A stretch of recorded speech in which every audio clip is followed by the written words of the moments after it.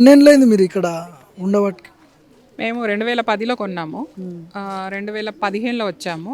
దాదాపు 16 మా నిజంగా చెప్పాలంటే 15 ఏళ్ళు మా ఫ్లాట్‌కి. మేము 10 ఏళ్ల నుంచి ఉంటున్నాం ఇక్కడ. బఫర్ జోన్ అని చెప్తున్నారు కదా, ఆ బఫర్ జోన్ ఆ మూసి పక్కనే ఉంది. దానివల్ల మీకు ఎప్పుడైనా అపార్ట్మెంట్లోకి వాటర్ రావడం కానీ అట్లాంటివి ఎప్పుడైనా ఫేస్ చేశారా మీరు? ఒక్క చుక్క నీళ్ళు కూడా రావు. ఒక్క చుక్క నీళ్ళు కూడా రావు. రాలేదు. మేము చాలా హైట్‌లో ఉన్నాము. అసలు మాకు అక్కడ బయట మట్టి రోడ్ ఉందా, అక్కడికి కూడా నీళ్ళు రాలేదు. ఎప్పుడు రాలేదు. ఇప్పటి వరకు రాలేదు. గత 10 ఏళ్లలో ఎంత పెద్ద వర్షం కురిసినా ఒక్క చుక్క నీళ్ళు రాలేదు మాకు. మేము బఫర్‌లో లేనే లేము. మూసి సుందరీకరణ అంటున్నారు. ఇట్లాంటివి చూసినప్పుడు సుందరీకరణ గుర్తొస్తుందా, లేకపోతే ఇంకేమన్నా గుర్తొస్తుందా మీకు? ఏమనిపిస్తుంది గవర్నమెంట్ చేసే ఈ డెవలప్మెంట్ అంటుండు, మూసి డెవలప్మెంట్ ఇవన్నీ చెప్తుంటే? మూసీ డెవలప్మెంట్ అంటే మూసీకి చేయాలి. మేము మూసీలో లేము కదా. మా పక్కకు ఉన్నది ఒక పిల్ల కాలువ. ఎప్పుడైతే ఉస్మాన్ సాగర్లో నీళ్ళు నిండుతాయో ఆ ఓవర్ఫ్లో అవ్వడానికి గేట్స్ ఓపెన్ చేస్తే మా పక్క నుంచి వెళ్తాయి. దీన్ని ఒక పిల్ల కాలువ అంటారు, దీన్ని ఒక కలవట్టు అంటారు. ఇది పోయి మూసీలో కలుస్తుంది. మూసీ సుందరీకరణ అంటే మరి ఇది మూసీ కాదు కదా, చిన్న పిల్ల కాలువ. మేము ఎక్కడ వస్తాం అందులో? సుందరీకరణ చెయ్యండి, మేము దానికి అగేన్స్ట్గా లేము. దాంతోపాటు మమ్మల్ని కూడా తీసుకోండి, కలుపుకోండి, మమ్మల్ని వేరేగా చూడకండి మీరు. ఎన్ని ప్లాట్స్ ఉంటాయి మేడం మొత్తం? ఏ బ్లాక్, బి బ్లాక్ అంతా కలిసి ఎన్ని ఫ్యామిలీస్ ఉంటాయి, ఎన్ని ఫ్లాట్లు ఉన్నాయి? 450 ఫ్లాట్స్ ఉంటాయి, 450 ఫ్యామిలీస్ ఉంటాయి. దాదాపు 3000 4000 జనాలు ఉంటారు. ఒక మినీ ఇండియా. అంటే జనరల్గా ఒక పల్లెటూరులో 500 ఇళ్ళు ఉంటే ఒక పల్లెటూరు అవుతుంది. సేమ్ మాది కూడా అంతే, ఇంచుమించు దగ్గర దగ్గర. ఇప్పుడు ఈ డిమాలిష్ చేసిన తర్వాత మీకు ఏమైనా నష్టపరిహారం ఇస్తా అని చెప్పి ఏమైనా ప్రకటించిందా ప్రభుత్వం? ప్రభుత్వం ఏమీ ప్రకటించలేదు. నిన్న ఒక ఆడియో స్టేట్మెంట్ ఇచ్చారు.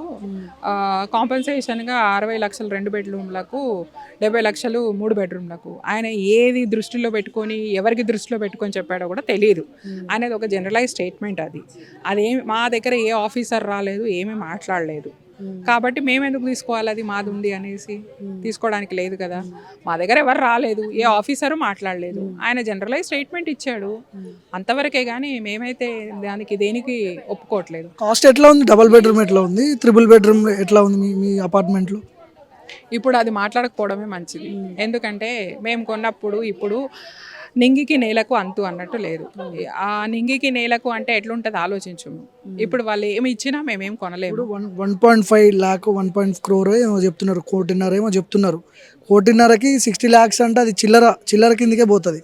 అందరు యాక్సెప్ట్ చేయరు, ఎవరు కూడా యాక్సెప్ట్ చేయరు. కొనలేక చాలామంది, కొనలేని వాళ్ళు చాలామంది ఉన్నారు. మాకిచ్చే ఆ 60 లక్షలు 1.5 మా తరఫున మీరే తీసుకొని మూసి సుందరీకరణ చేయండి. ప్రభుత్వం తరఫున మీరే తీసుకొని మా ప్లాట్లు మాకు ఉంచండి అని చెప్తున్నారు. ఏది మాకు ఇవ్వాలనుకుంటున్నారో అది మీరే పెట్టుకోండి. మీరు పెట్టుకొని సుందరీకరణ చేయండి, అదే చెప్పగలుగుతున్నాను. డెవలప్మెంట్ అంటారు కదా, డెవలప్మెంట్ హైదరాబాద్ని డెవలప్మెంట్ చేస్తాం, చాలా చెరువులు, మూసీలు, ఇట్లాంటి అపార్ట్మెంట్లు కబ్జాలు పెట్టినాయి గతంలో అని చెప్తున్నారు. పర్మిషన్లు ఇచ్చింది ఎవరు గతంలో?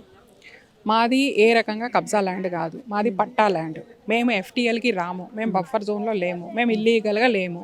మాకు పట్టా ల్యాండ్, మేము రిజిస్టర్డ్. మాకు నేషనలైజ్ బ్యాంకు లోన్స్ ఇచ్చింది. మీరే కదా మాకు పర్మిషన్ ఇచ్చారు ఇల్లు కట్టుకోమని.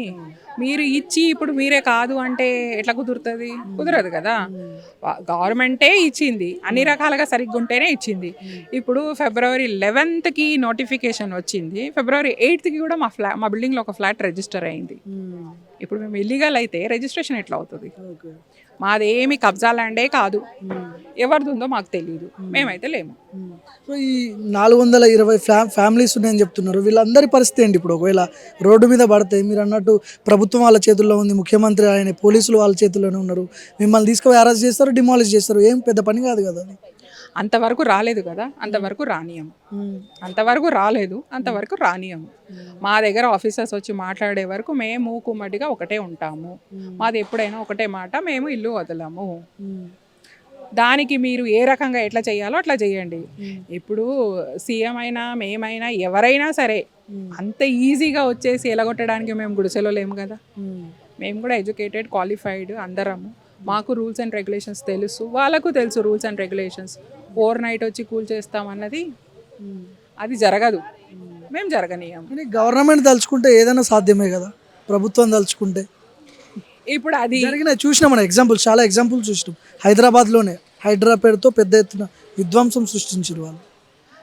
అది జరగవచ్చు, జరగదు అని చెప్పాను, జరగవచ్చు. కాకపోతే మా వరకు వస్తే మేము ఎట్లా రియాక్ట్ అవుతామో అప్పుడే చెప్తాము, ఇప్పుడు చెప్పే బదులు. ఎట్లా ఎట్లా మీరు డిఫెండ్ చేసుకుంటారు ఎట్లా ఇదని ఇప్పుడు మేము మీకు డిఫెండ్ చేసేది చెప్తే ఇది ఎట్లాగో తెలిసిపోతుంది కాబట్టి చెప్పము. మళ్ళీ ముందే అరెస్ట్ చేస్తారు మిమ్మల్ని. మా ప్లాన్ మీకు తెలిసింది అనుకోండి, మరి మేమేం చేస్తాము, మేము చెప్పాము అంతే. టోటల్గా ఈ మూసీ డెవలప్మెంట్ గురించి చేస్తున్నటువంటి ప్రభుత్వం చేస్తున్నటువంటి డెవలప్మెంట్ పేరుతో కూలుస్తున్నారు కదా, టోటల్గా ఈ ఎపిసోడ్ గురించి ఫైనల్గా ఏం చెప్తారు మీరు? చూడండి, ఏ వ్యక్తి అయినా ఏ సిటిజన్ అయినా డెవలప్మెంట్కి అగేన్స్ట్ ఉంటాడు. మేము కూడా మా ఊరు, మా ప్రాంతము, మా రాష్ట్రము అందంగా కనిపించాలనుకుంటున్నాం.